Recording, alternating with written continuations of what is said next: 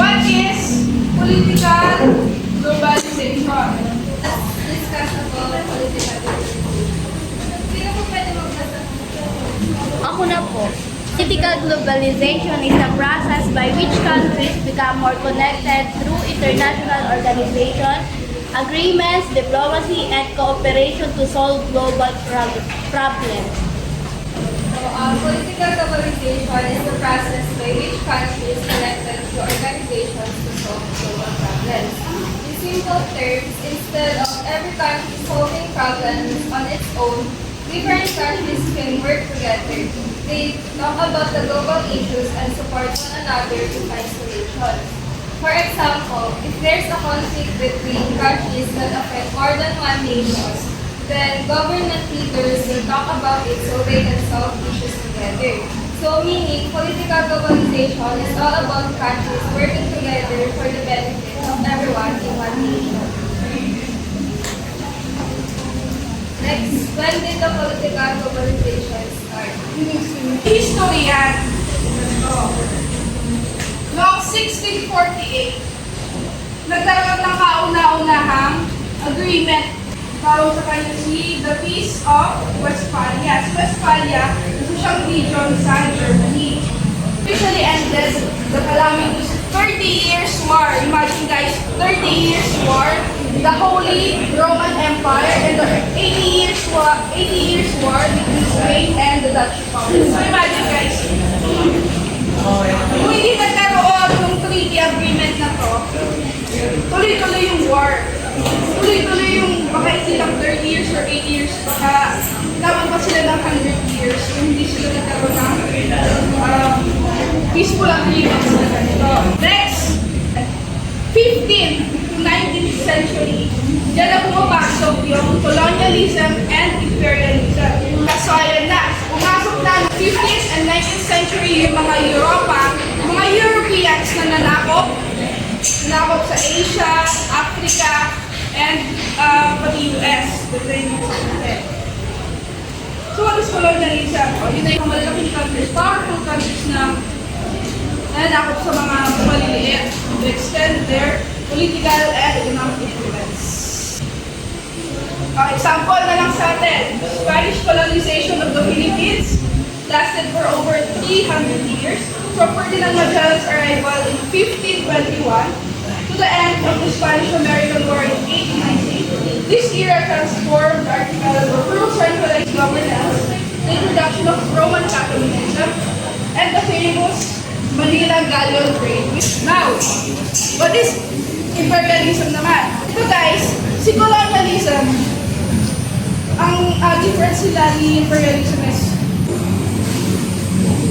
gaya nung nangyari sa US and Philippines. Kasi pumunta si US dito, binili ng US yung malayaan natin from Japan. Ngayon, si US, sabi niya, friends, hindi daw sila invaders. They came here para makipag-friends. Sino nila ako nila?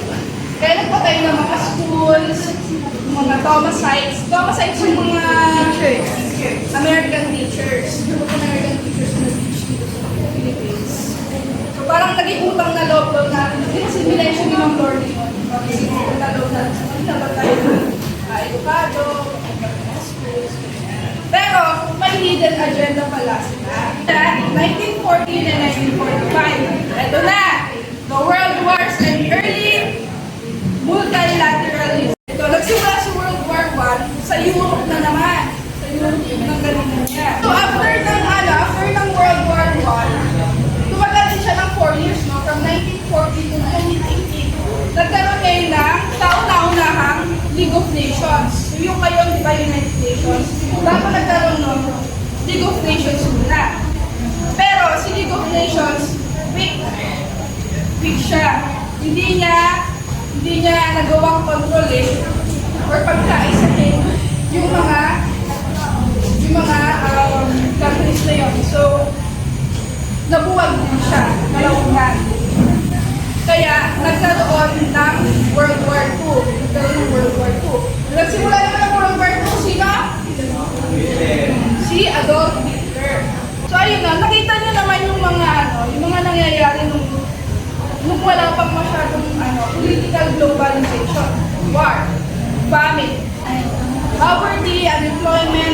sobrang rampant niya, no? Yes.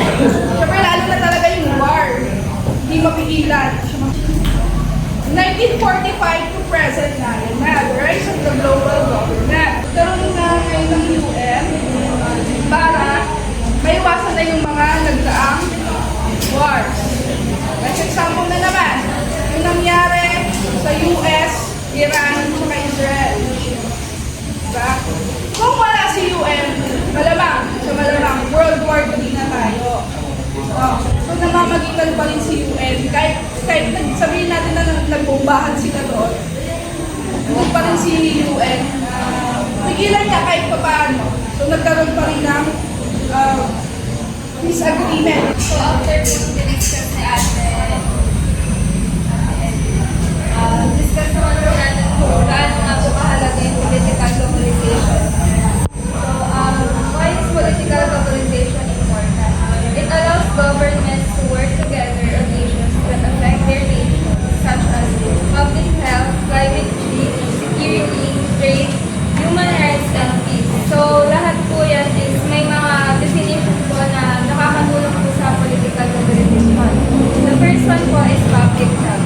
Political globalization helps countries during health emergencies such as disease outbreaks and pandemics. Governments collaborate their knowledge to improve healthcare services. This helps reduce the spread of diseases, protect public health, and to save lives of people. Next po is climate change. Climate change is a global problem that affects every country. Political globalization allows governments to work together to reduce pollution, maintain cleanliness to protect forests and oceans. Countries can support one another in addressing environmental challenges to make climate action more effective. Next po is security. Security is encouraging people to cooperate with one another. Governments will exert efforts to address international problems like committing crimes to make countries have better environment that take place. The next is trade. Political globalization helps create fair and organized international trade. Governments make sure that exchanging goods and services between countries are easier. This can reduce trade barriers, help business build good-term relationships, and support economic growth.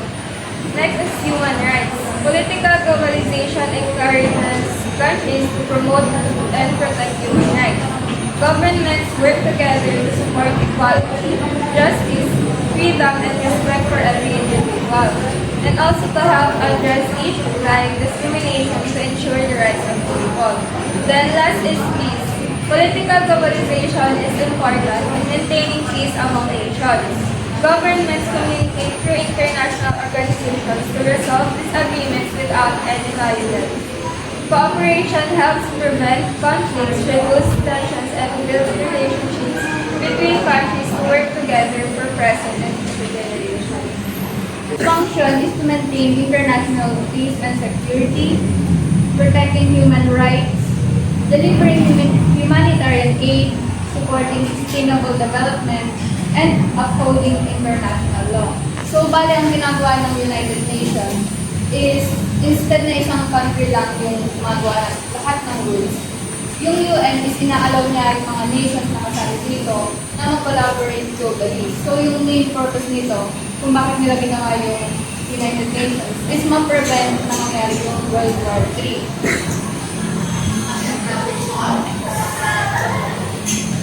So, yung United Nations, meron siyang mga specialized agencies. So, para saan nga ba yung mga agency na ito? So, ginagawa nila ito or ini-implement nila ito para maprotektahan yung mga vulnerable people when meron war or disasters na nangyayari. So, first off, yung UNICEF. Familiar na ba kayo dito sa UNICEF? Narinig niyo na ba ito? So, yung UNICEF, which is a specialized agency ng UN, sila yung nag-i-aim na protektahan at i-advocate yung rights of every child globally. So, sila yung nagpo-provide ng food, clean water, healthcare, and a safe place to learn ng mga children. So, walang kinalaman dito yung borders, walang kinalaman kung saan country galing yung mga bata. Basta tuwing merong disasters or wars, meron silang responsibility na tulungan yung mga children. So, sabihin ko lang, yung rule ng UN, meron din silang rule na tinatawag na RUP, which means responsibility to protect. So next is UNHCR, which means UN High Commissioner of Refugees. So, by the meaning of it, para siya sa mga refugees. So, it safeguards the rights and well-being of refugees, forcibly displaced communities, and stateless people. So, ano ba yung meaning ng refugee? So, minsan naririnig natin to, lalo na yung mga war sa Palestine, sa Iran, or even sa North Korea. Kapag tumakas sila sa country nila, with may disaster, masasabi natin refugee sila. So, yung UNHCR, parang similar siya sa UNICEF, pero nakafocus naman siya sa mga refugee, yung mismong mga tao na-affect sa disaster. So, ano ba yung mga refugees? Yung tumatakas sa kanilang country. Sila yung mga tao na, kumbaga hindi masasabing citizen ng isang country, parang stateless pa. Good day everyone, I am Felipe Pascual and I'll be discussing the World Health Organization or WHO. Most of us have probably heard of WHO during the COVID-19 pandemic, but its work goes far beyond that.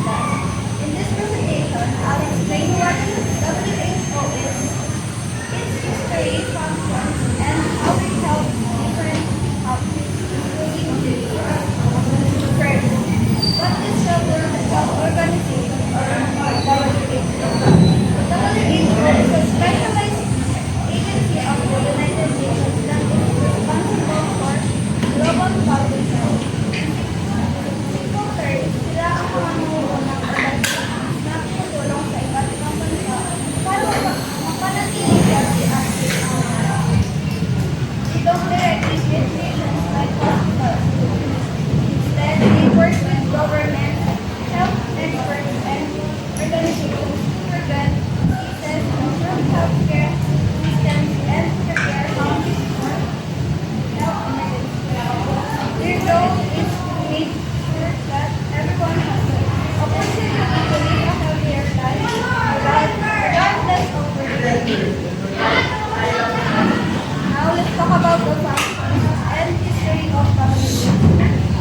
WHO's main role is to guide and coordinate global public health. It helps countries prevent diseases, respond to health emergencies, and improve their healthcare system by providing guidelines and expert advice. WHO was established on April 7, 1941 by the United Nations. Since then, it has worked with countries around the world to improve public health and promote healthier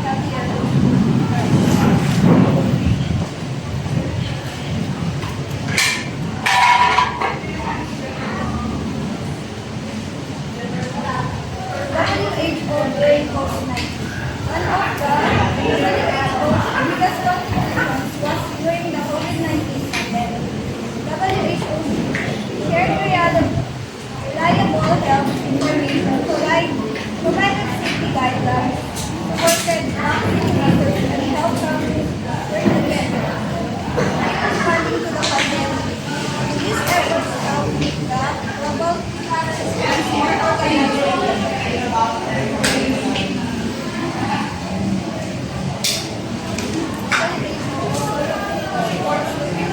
By working closely with the Department of During the COVID-19 pandemic, WHO donated data processing and encoding equipment to the array of quarantine, which helped improve health monitoring. Aside from that, it also supports vaccination programs, disease prevention, and healthcare improvements in our country. So good morning everyone, I am Yuri Paolo and I will discuss the remaining examples of international organizations. So first one is the World Trade Organization. So hindi ko na babasahin yung nasa PowerPoint. Explain ko na lang siya agad. So, ang World Trade Organization o ang WTO ay isang international organization na tumutulong para maging maayos at patas ang kalakalan sa ibang bansa. So, nabuo ang World Trade Organization noong January 1, 1995 at sa kasalukuyan ay merong mahigit 160 member countries ang WTO kabilang ang Pilipinas. So ano nga ba ang main function ng WTO? So kapag ang dalawang bansa ay gustong magbenta o bumili ng produkto sa isa't isa ay mahalaga na may sumusunod silang guidelines or rules sa pakikipag-trade. So dito pumapasok ang trabaho ni WTO. Gumagawa ito ng mga patakaran, policies or rules na ginagamit sa pakikipagkalakalan para maging fair at walang malulubing bansa. So kapag may hindi pagkakaunawaan at sa pagitan ng isang bansa o sa pagitan ng dalawang bansa sa pakikipagkalakalan ay dito nagkakaroon ng trade wars. So sino may alam kung ano ang trade wars? Sino may idea? So wala.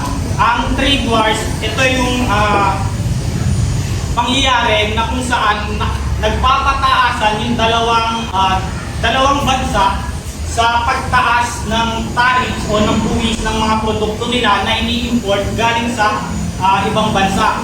So, kapag nagkaroon ng trade wars, is bumababa yung pag-i-import ng produkto at bumababa din yung ekonomiya at nalulugi yung mga tao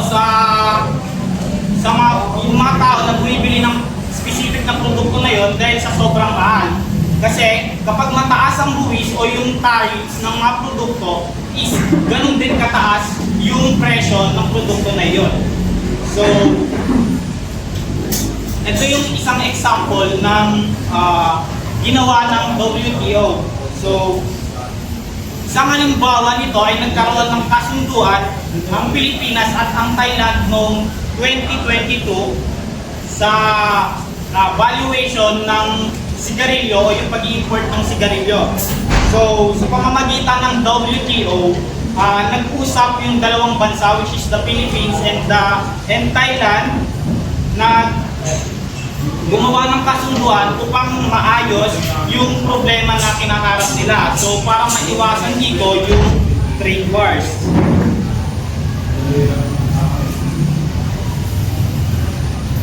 So, isa pa dito is yung pakikipagpulong ni President Bongbong Marcos sa opisyal ng World Trade Organization at ng Canada. So, upang palakasin ang trade relationship ng Pilipinas at Canada, layunin ng pagpupulong na madagdagan ang opportunities, kalakalan at magkaroon pa ng maraming trabaho ang mga Pilipino at Canadian citizen sa parehong bansa. So, parte siya ng political globalization dahil ang dalawang bansang ito ay nagtutulungan para mapabuti ang kanilang ekonomiya sa pamamagitan ng international cooperation. Next is the Southeast Asian Association of Southeast Asian Nations or ASEAN. So, ang ASEAN ay isang regional organization na binubuo ng 11 bansa. Ng 11 bansa sa Southeast Asia. So, itinatag ito noong August 8, 1967 sa Bangkok, Thailand ng 5 founding members. So, yung 5 founding members na bansa ng ASEAN ay yung Indonesia, Malaysia, Philippines, Singapore at Thailand. So, ang pangunahing function o layunin ng ASEAN is mapanatili ang kapayapaan, katatagan at magandang ugnayan ng bawat bansang miyembro ng ASEAN. So kapag may isyong pampolitika o pansiguridad, mas pinipili nilang pag-usapan ito sa pamamagitan ng dialogue at diplomacy kaysa sa paggamit ng pwersa o ng dahas. So habang lumalawak ang ASEAN, hindi lang ito nakatuon sa political issues. Nagtutulungan rin ang mga miyembrong bansa sa ekonomiya, edukasyon, turismo, kalikasan at disaster response. Sa madaling salita, ang ASEAN ay parang isang team ng mga countries sa Southeast Asia. Magkakaiba sila ng kultura, paraan ng pamamahala, pero pare-pareho silang nagtutulungan para sa kapayapaan at pag-unlad ng buong rehiyon. Ayan. Ito yung example nung ASEAN. This is the 45th ASEAN Summit. So,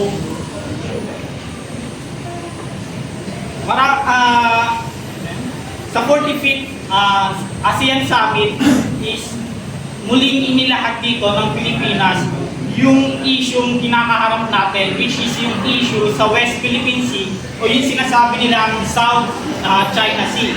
So, hindi man direktang nilulutas ng membro ng ASEAN yung problema sa iba't ibang bansa is nagbibigay naman ito ng pagkakataon para makapag-usap ang bansa at makahanap ng mapayapang paraan sa pagresolba sa mga hindi pagkakaunawaan. Ipinapakita dito na mahalaga ang ASEAN bilang lugar kung saan maaaring magpayag ng saloobin ang bawat bansa habang nirerespeto ang batas at ang isa't isa.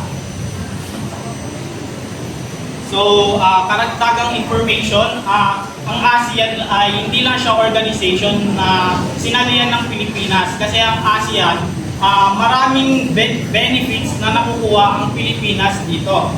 So, una, sa pamamagitan ng ASEAN Free Trade Area o AFTA, mas madali ang pagpasok at paglabas ng produkto sa pagitan ng mga bansang miyembro dahil nababawasan ang tarif o ang buwis ng mga produktong inaangkat natin sa ibang bansa na miyembro ng ASEAN. So, dahil dito, mas lumalakas yung ekonomiya, negosyo at nagkakaroon ng oportunidad na yung mga Pilipino na makapagtrabaho sa mga ASEAN countries members. So pangalawa, kapag may kalamidad tulad ng Bagyo o Lindol, nagtutulungan ang mga bansang parte ng ASEAN na magbigay ng relief goods, rescue teams at iba pang humanitarian assistance. So bukod dito, may mga programa rin ng ASEAN para sa edukasyon, labor protection ng mga OFWs, environmental protection, at paglaban sa mga krimen tulad ng human trafficking at cybercrime. So sa kabuuan, ipinapakita ng ASEAN na isang international organization ay hindi lang lugar ng mga meeting o pagpupulong ng mga miyembro ay mga pangulo ng miyembrong mga bansa. Isa itong organisasyon na tumutulong sa pagpapanatili ng kapayapaan, pagpapalakas ng ugnayan ng mga bansa at pagbibigay ng mga konkretong benepisyo sa mga mamamayan.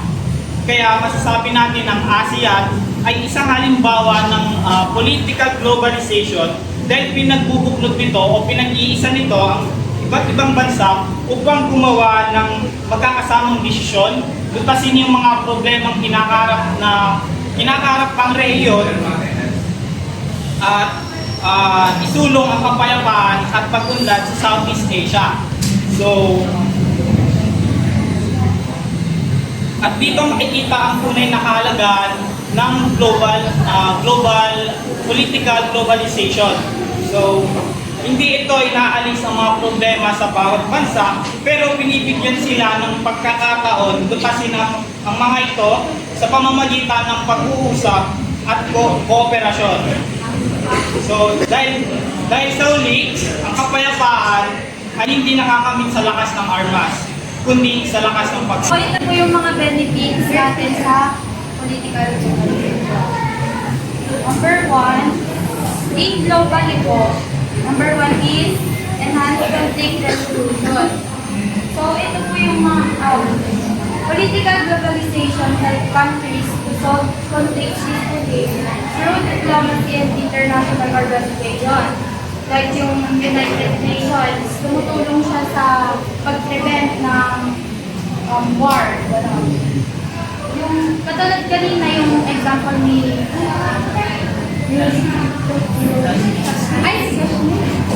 yung example niya sa war ng US, Iran at saka Israel. Tumutulong yung ibang countries para ma-tapos na yung parang walang akay, walang bombahan. So, next is unified responses to world climate change and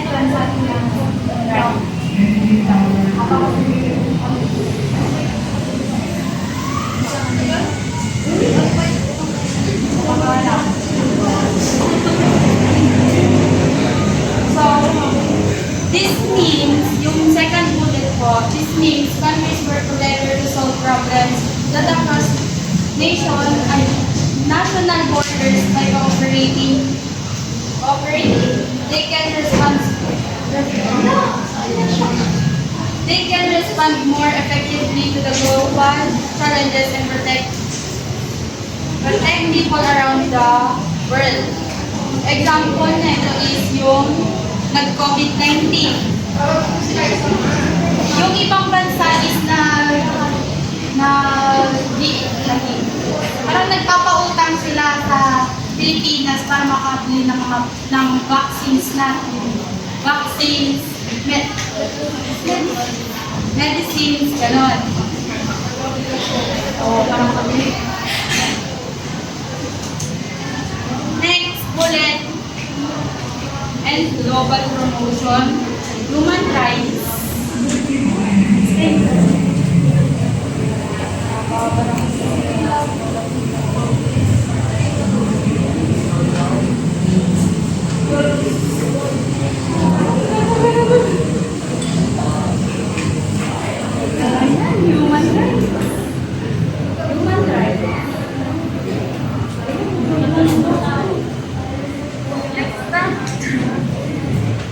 So, sa next na, in the Philippines naman, kung ano yung mga benefits sa bansa lang natin. First is strengthening international alliance, expanding the global market access, trade blocks, and traffic. Right? ASEAN. So, dito, the Philippines work with ASEANs and other partner countries to maintain peace, improve security, and strengthening trade. This allows Filipino businesses to access larger markets and increase opportunity for economic growth. Example is ASEAN's member reduce trade barrier, making it easier for Philippines product like bananas, mga ine-export import natin sa ibang bansa. Pero nag-benefits po tayo doon through connection natin sa mga bansa yun.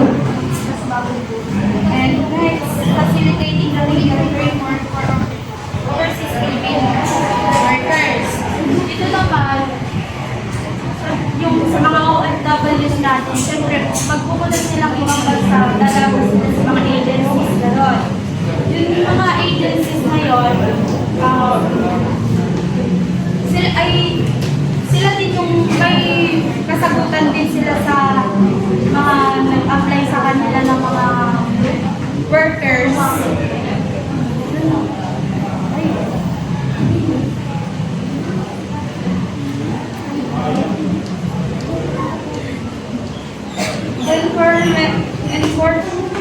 Enforcement, global standard on human rights, and democracy will growing in foreign aid and investments. By following international standards on human rights and democracy, the Philippines gain the trust of other countries and international organizations. This encourages them to provide financial aid and development programs in the country. Like for example, yung Japan and ASEAN Development Bank, nag-fund sila dito sa Pilipinas. Kunyari yung sa, yung blood control natin, na hindi naman natutupad.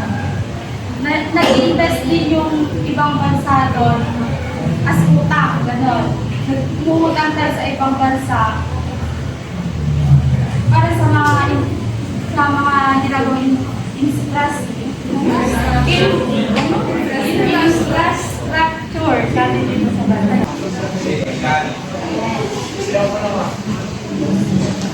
Number 1, loss of sovereignty. From the word itself, loss of sovereignty, nawawalan yung isang bansa ng kalayaan sa kanilang lugar.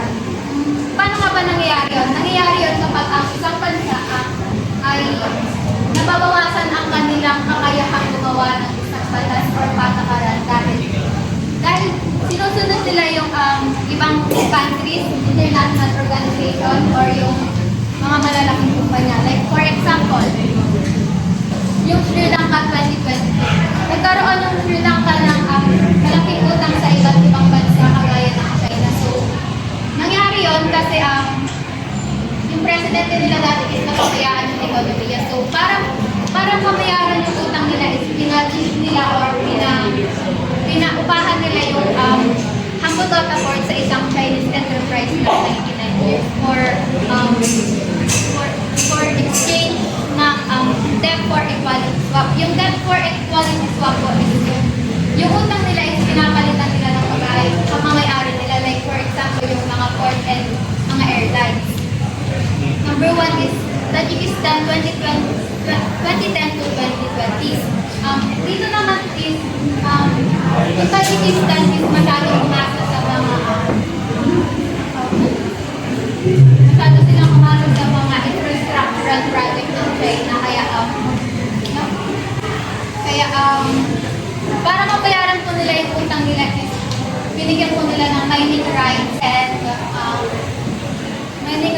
mga lupain sa Tajikistan yung China. So, kaya napipil ng mga tao dun na parang nawawalan sila ng kalayaan kasi parang yung lupa nila doon is parang binibigay nila sa China para mabawasan yung utang nila.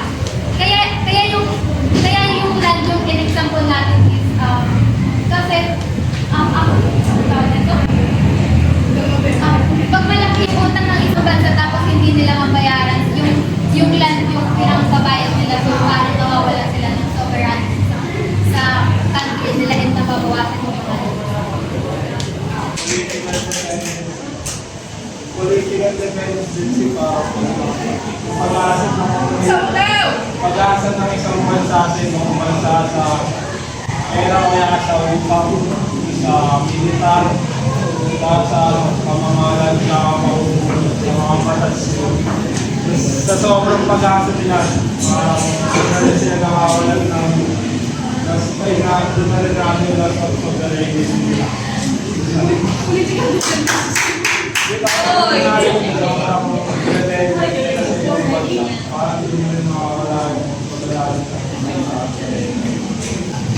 Si political dependency, ito yung depende na yung isang bansa o sa isa pang bansa for financial aid, military support, or political guidance. Example niya, si United States, si Republic of Palau, may isang bansa, Republic of Palau, nakadepende siya politically kay US. Sabi niya kay US, sige ikaw na bahala sa amin. Kagayin mo kami. Pero sabi naman ni US, sige, puprotektahan namin yung bansa mo. So, nag-deploy si US ng mga military, dito rin yan. Pero, makikialam din kami sa mga desisyon nyo sa economy nyo, makikialam kami sa desisyon nyo sa military na din, sa economy, sa mga policies nyo.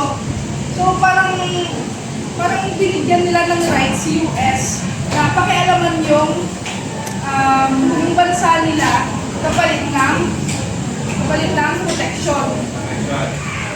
Naiintindihan niyo ba? Yes po.